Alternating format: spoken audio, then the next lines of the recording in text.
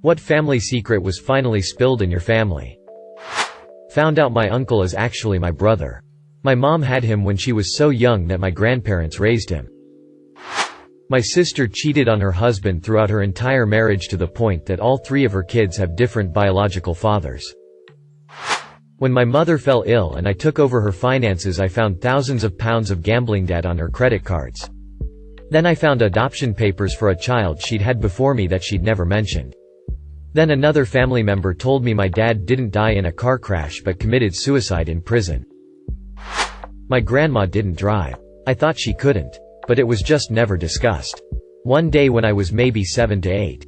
I'd been trying to get anyone to drive me to the store for candy. We were visiting my aunt and uncle. Grandma lived with them. They had bit-o honey at the local store, which I could no longer get at home. But no one would take me to the store. Finally I said I'd just ask Grandma. And my cousin chimes in with, "Grandma can't drive." "Oh, you bet your sweet ass I can drive. They just don't let me."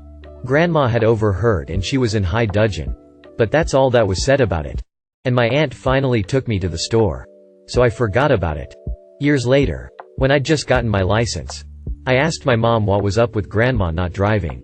She explained that during Prohibition Grandma bootlegged alcohol for moonshiners. She was very successful at it.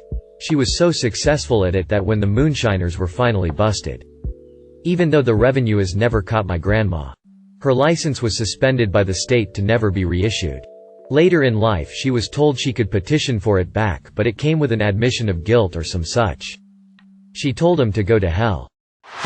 My great-great-grandfather was exiled and banned from Missouri for being a sheep thief.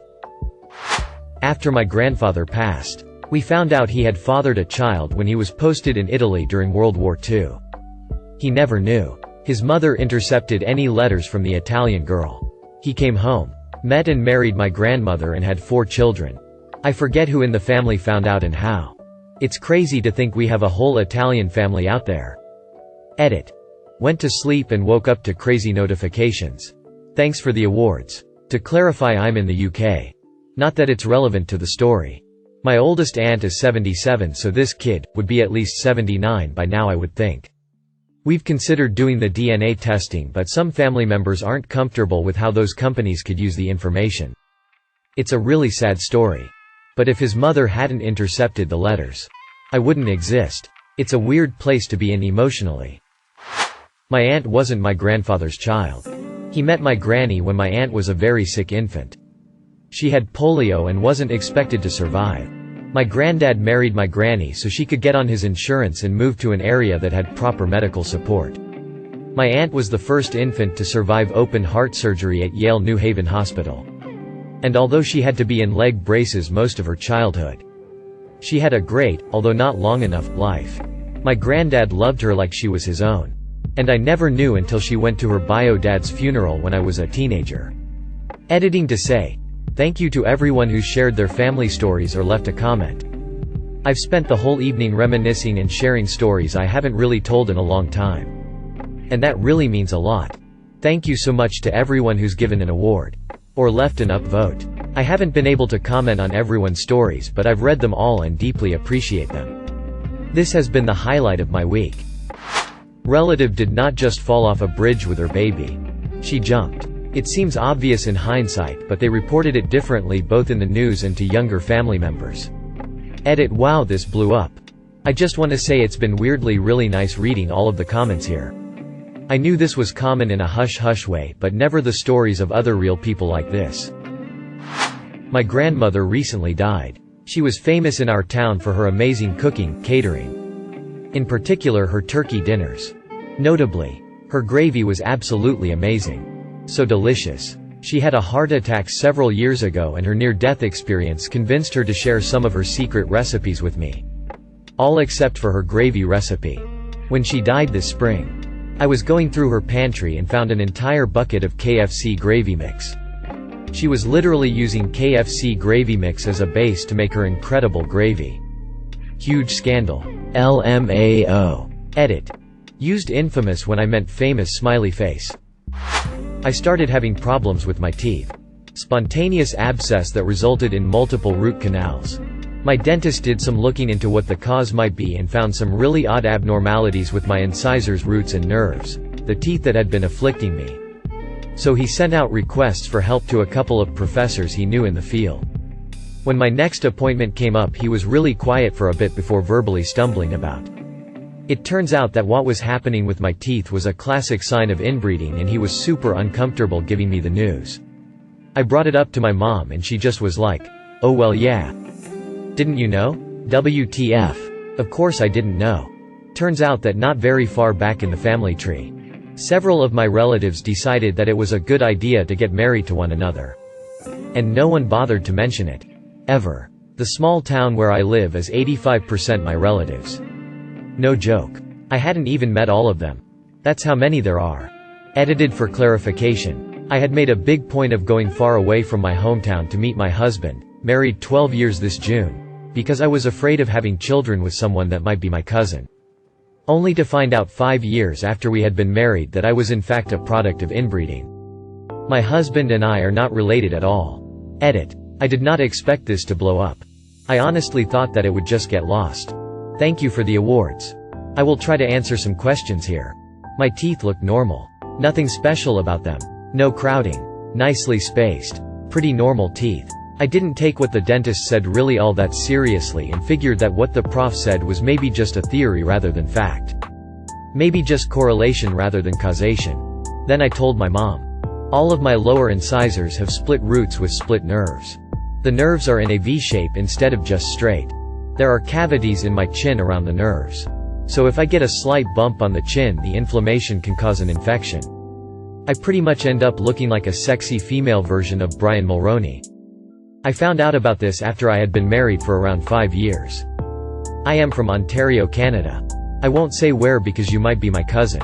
Both my mother's side and my father's side came from small towns where the population was predominantly family. i.e., the families had lived there since the town had been settled. So there is a good chance that there had been some inter-cousin shenanigans on both sides. Though no names from my mother's side showed up in my father's family tree. So far 23andMe says that I have a little over 1,500 relatives scattered across Canada and the USA and only 17 in the UK. Mostly my father's side is in the USA, which surprised me. While my mother's side is mostly in Canada. But that's only people that have taken the test. There still could be more. That my grandfather was an atomic soldier. Instead of sending him to fight in the Korean War, they sent him to Nevada, where, after having him turn away from the initial flash, he witnessed the mushroom cloud. After that was over, he was ordered to march to the detonation point, where he was unwittingly exposed to high amounts of radiation. Luckily for my family, my grandpa is now in his 90s, even after a few cancer scares, and the rest of us, my mom, aunt, cousins, sister, and I, are cancer-free and fairly healthy. But this is medical information that we really should have known earlier. After my mom died, I found out the real story behind my parents' marriage. She came to my father's country to visit some of her relatives. Met my father, and after just 1 week she asked him to marry her so she could stay in the country. My father accepted because he had no one else and his parents were pressing him to get married already. But the highlight of the story is that over some time, the two of them fell in love with each other. Their love only grew over the time and they were really happy together. My mother spent her last days very ill. And she would accept only my father by her bedside. He swears to this day that she was an angel sent from God to take care of him. I am shocked that they got married just like that, out of the blue, and ended up loving each other so deeply. I can only hope to have as good and loving marriage as they had. Edit. I had no idea my parents' little secret would touch so many people. Thank you all. It means a lot. My dad fathered a child in high school. His side of the family knew. And my mom. We found out years after he died that we have a half-sister. Grandpa was a serious Nazi German war criminal. Due to 23andMe, my dad learned that his recently deceased father was not his biological father. It wasn't a situation related to my grandma cheating either. It was a sperm donation. So, they knew this was the case his entire life. Pretty crazy they never told him. His parents did not pass until he was approximately 65 years old. Talk about a curveball. after I was molested by my uncle. It came out he had done this to another one of my sisters and my family covered it up. Particularly my mother. Now I know why my sister didn't like how close my uncle got to me when I was younger. My mother had a child when she was a teenager. And she had given him up for adoption to a family. After this, she went to college, got her degree, married my father, and gave birth to my 4 siblings and myself. Approximately 30 years after giving her child up for adoption, I remember her getting a phone call and immediately locking herself in her room. I was about 12 at the time. I remember feeling scared because I could hear my mom crying. But she didn't want to see anybody or talk about why she was crying. On an evening later that week, my parents sat each of us kids down and told us about my mom's past and explained that my half-brother had reached out to my mom wanting to meet her and get to know her. My dad had known ever since he and mom were dating in college. And I believe my oldest sister had been told previous to this point. But the rest of my siblings and myself and all of the in-laws on my dad's side, my grandma, aunts, and uncles etc., didn't know about this part of her past. We are fairly religious, conservative. So it was really shocking at first. My mom then flew out to the state where my half-brother lived with her sisters and met him. Both my mom and my half-brother were both very nervous about the whole thing. But by the end of their trip meeting each other, they got to rebuild a relationship. After a bit of time, we, my siblings and I, got to meet him too. Fast forwarding to now.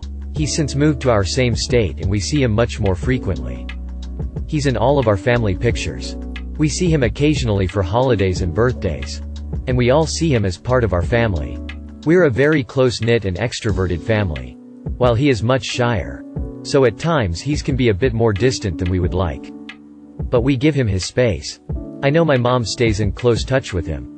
And we love it when he's able to make it for family dinners and whatnot. Back then, I was the youngest and, up till then, the only boy in my family. So I loved learning that I had an older brother. Now that I'm an adult, I sometimes get his old clothes because we're roughly the same size. He's got good taste too, so I really lucked out, haha. I love that this family secret was spilled and that we were able to welcome my brother into our family and have him in our lives. We went to my grandmother's for Christmas dinner like we did every year and my uncle drank too much. And kind of hinted that he had an affair with my mother. A couple of months and 2 DNA tests later we found out my sister is actually his daughter. My dad never spoke to his brother again. And of course, my parents got divorced. And I needed a lot of therapy.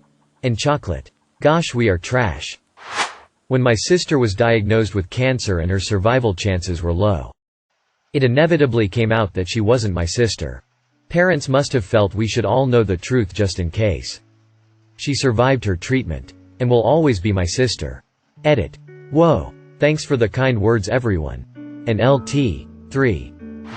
My mom and older brother are not biologically related to me. My biomom died sometime after I was born, leaving me, my sister, and my dad behind. My brother was the one that told me. My parents never told me because they wanted to protect me from the truth. But my brother thought that was a BS reason for me to not know. I don't know if my parents know that I know the truth. But I don't want to bring it up either. Edit. To address some questions. My mom immigrated here along with my older brother when he was a kid. My dad also immigrated here and my sister and I were born after he came. I don't know much about our family history beyond that. My brother revealed this info around when I was 18. He isn't the type to lie about something like this. He also said my sister is apparently aware of the truth because she has a memory of my biomom being in physical contact with her. I don't think too differently about my family because of this. My mom is still my mom. My mother often had stories like, "At your age, we got up at 4 a.m. to work on the farm. After the job, we went home to have lunch with your grandfather. Then we walked 10 kilometers to go to school. And when we were back, we used to work in the field in a tractor until it was 6 p.m. to go and cook dinner for your grandfather." And me like, "Yeah, but he didn't work the farm with you in the morning?" And she was changing the subject. I learned in Easter that my grandfather was alcoholic. Got drunk every night. Didn't get up in the morning to go to work. Or was in fake jobs to lie to the family and go to drink. While the children had to go in elementary school and manage a farm. Then he was in prison because he touched the neighbor's children. When he got out of prison, he took out a loan of $30. in my grandmother's name, and ran away with the money. Then he died a few years later. My grandmother bought herself an used Ford Limited. And no one cried at the funeral. 30 years later, I learned who my grandfather was. My uncles are infamous criminals who killed multiple people. I thought they bred dogs. Edit. Thanks for the awards. The only good thing that ever came from this. We found out after my grandfather died that none of his 7 children with my grandmother were his. And that they all likely had different fathers. My great-aunt had a secret kid that she adopted out. Before she got married. Told everybody a couple years ago while she was working on finding him. He's a great part of the family now. Edit. Not to be that guy. But I've never had a comment blow up so much, so I'm going to be that guy. I'm happy my little family secret has reverberated with so many people. And even if I haven't directly replied, I've read every story. Treat your newly found family right when you find them. They're usually awesome. Found out my grandma had a baby as a teenager and was forced to give him up for adoption by my great-grandparents. 40 years later he found us. When I was 28. I found out that my dad was not my biological father.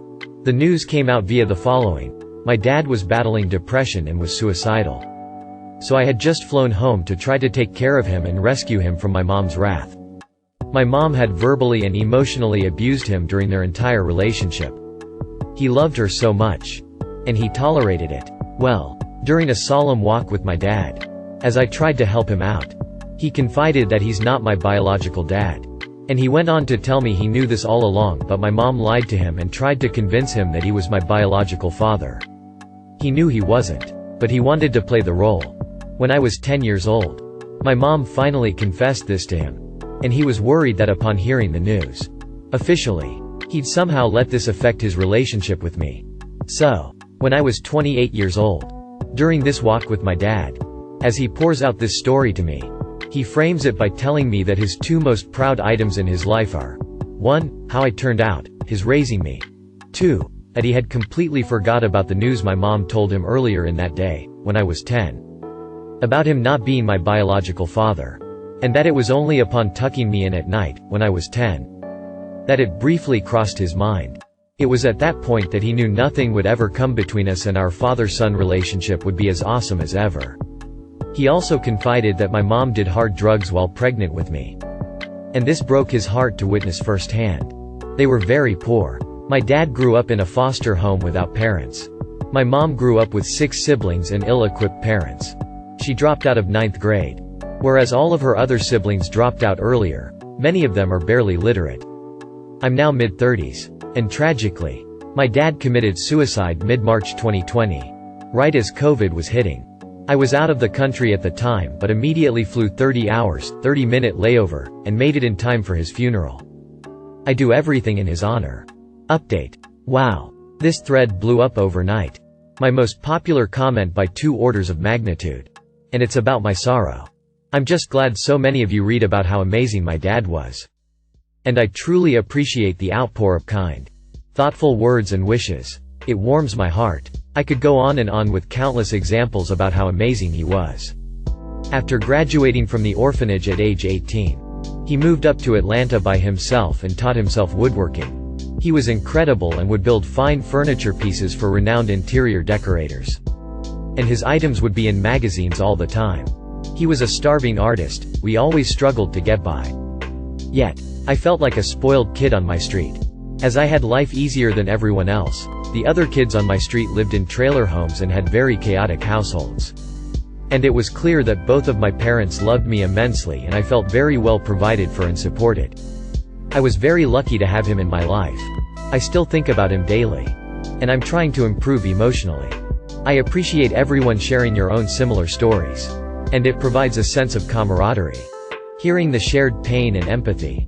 And seeing that this resonated with so many people. It motivates me to finally write a short stories book that would include snippets from my relationship with him. For those interested in reading more about him, excerpt from my eulogy to him, which I wrote when flying to his funeral. 2. His hard work. For my entire upbringing, he worked every single day in his shop. For long hours, didn't even take a day off for Christmas or his birthday. As a kid, I witnessed his work ethic and it forever left an impression on me. Importantly, he didn't appear as if he was working for someone else, he was working for himself.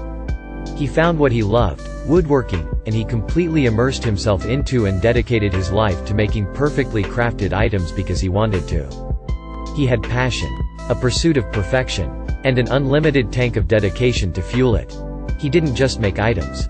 He didn't just work. He made masterpieces. When I was 18 and left home to go to college, I aspired to be like my dad. He set the example. I was trying to make something of myself. And to really give it my all just like he did. His work ethic was ingrained in me. I would get 4 to 5 hours of sleep many nights every week. For years, it was hard, but I always thought about how much harder my dad worked. I would recall memories of him working in his shop late at night.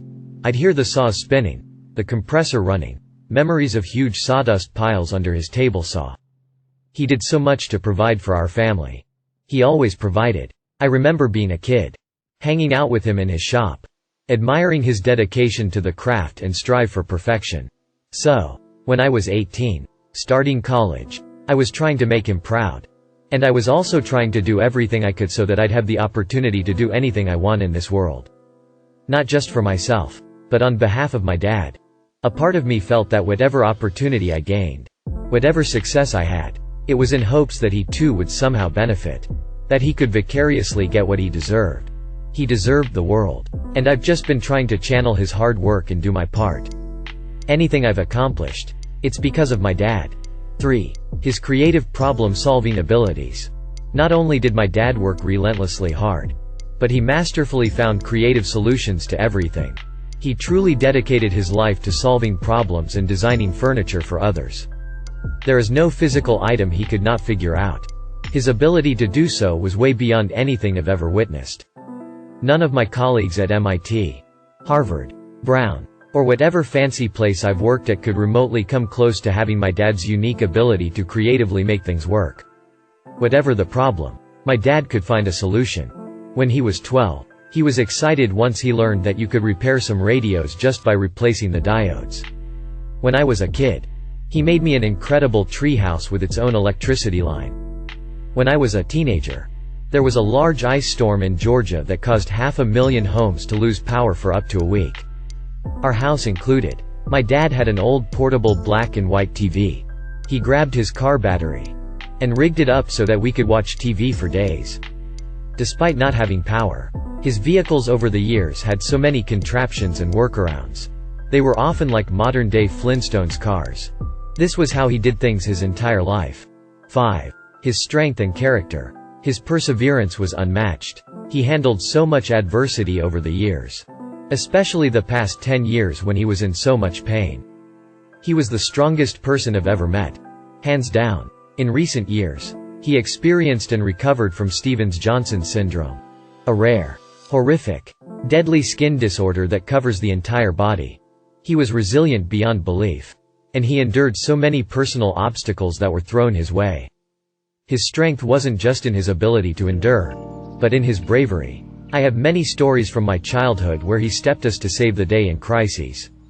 He was fearless. Not only was he courageous in his character, but he was also physically strong as an ox. It was uncanny. In his 60s, he could often lift more than I could in my 30s. Despite my being really into weightlifting. But I'll spare you the fun. Humbling details. 6. Vulnerability and gentleness. Once I became an adult, he was strong enough to admit to me tough moments in his life. He was willing to confide in me painful times that he endured. He was willing to call on me for help, and to tell me when he felt he wasn't strong enough. We all feel this way at times. He was vulnerable to cry. He showed me that one's willingness to show vulnerability is in fact a product of strength and bravery. 11. Closing. As I close, I want to mention one of my favorite artists, Alanis Morissette, who has a stanza that challenges us by asking, how about remembering your divinity? How about unabashedly bawling your eyes out? How about not equating death with stopping? To this effect, I know that my dad will continue to inspire me and influence me for the rest of my life. Without question, I am who I am because of him. I've always aspired to uphold the principles he stood for. And I hope that others see in me his virtues and pieces of his personality. I want to continue his legacy. Thus, he hasn't stopped. Further, I challenge all of you to do the same and never equate death with stopping. That is, we can do better than just remembering someone. We can do better than just remembering my dad. We can continue to learn from what he's taught us. The elements I've mentioned today. When you find something you love, whether it's work or a hobby, put everything you have into it. Be willing to think creatively to solve problems. Take the time to enjoy the so-called minutiae in life. The alleged trivial details. Make it significant. Be willing to play and be silly. Don't take yourself too seriously. Be brave. Be strong. Be so strong that you're willing to be vulnerable. Be a teacher. And be a lifelong student. Mean everything you say and speak earnestly. Connect with others, form a community. And be there for others. We could all benefit from the help of others. So be unafraid to rely on others for support. I would do anything to have my dad with us here today. In his own words, which he often told me, it's not what happens to you, but how you handle it. So again, I urge you all to handle this tragedy by staying strong, connecting with community and the support of others, and continuing to learn from my dad. Thank you all for being here. It means the world to me. And I know it means the world to my dad. Thank you for watching. If you enjoyed this video, don't forget to drop a like. If you would like to see more content like this in the future, subscribe and turn on notifications to be notified about future videos. Now check out one of these interesting videos.